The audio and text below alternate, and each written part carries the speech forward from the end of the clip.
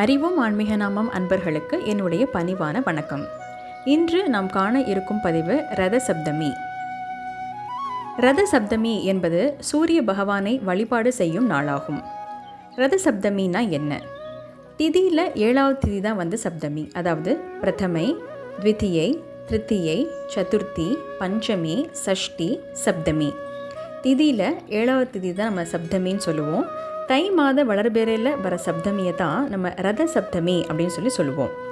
சூரிய பகவான் தன்னுடைய 7 குதிரைகள் கொண்ட ரதத்தை வடகிழக்கு திசையில் திருப்பிய நாள் தான் இந்த ரத சப்தமி நன்னாள். இந்த நாள் சூரியனுடன் பிறந்த நாள் என்றும் புராணங்களில் குறிப்பிடப்பட்டிருக்கு. எனவே சூரிய கடவுளின் பிறந்த நாளான இந்த நாளை நாம் ரத சப்தமி என்றும் சூரிய ஜெயந்தி என்றும் அழைக்கிறோம். உலகத்தில் உள்ள எல்லா உயிர்களும் இயங்குவதற்கு தேவையான ஆற்றலை கொடுப்பவர் இந்த சூரிய பகவான். அதேபோல் உலகில் உள்ள எல்லா ஆன்மாக்களின் பாவங்களை நீக்கி அவர்களுக்கு மோட்சத்தை வழங்குபவரும் இந்த சூரிய பகவான் தான். ஆதலால் சூரிய பகவானை நாம் இந்த ரத சப்தமி நாளில் வழிபடுவோம், நன்மையை பெறுவோம். அன்னைக்கு நம்ம என்ன செய்கிறது?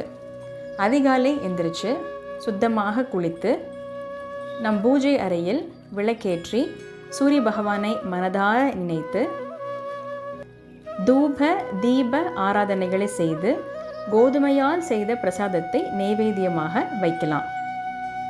அதை முடிச்சதுக்கு அப்புறமா ஒரு 10 நிமிஷம் சூரிய உதயத்தின் போது வெறும் வயிற்றில் சூரிய நமஸ்காரம் நம்ம செய்யலாம். சூரிய நமஸ்காரம் செய்யும்போது சூரிய நமஸ்கார மந்திரங்களோடு சேர்த்து அந்த ஆசனத்தையும் நம்ம பயன்படுத்தலாம். ஓம் ரித்யாய் நமக, ஓம் ரவையே நமக, ஓம் பானவே நமக, ஓம் ககாய் நமக, ஓம் பூஷண நமக, இந்த மாதிரி சூரிய நமஸ்கார மந்திரங்களோடு சேர்த்து ஆசனங்களையும் பர்வதாசனம், அஷ்டாங்க நமஸ்காரம், புஜங்காசனம், இந்த மாதிரி அந்த ஆசனங்களையும் பயன்படுத்தி நம்ம சூரிய நமஸ்காரம் செய்யலாம். அப்படி நம்ம செய்யும்பொழுது நம்மளுடைய உடலும் மனமும் ஆரோக்கியமாக இருக்கும்.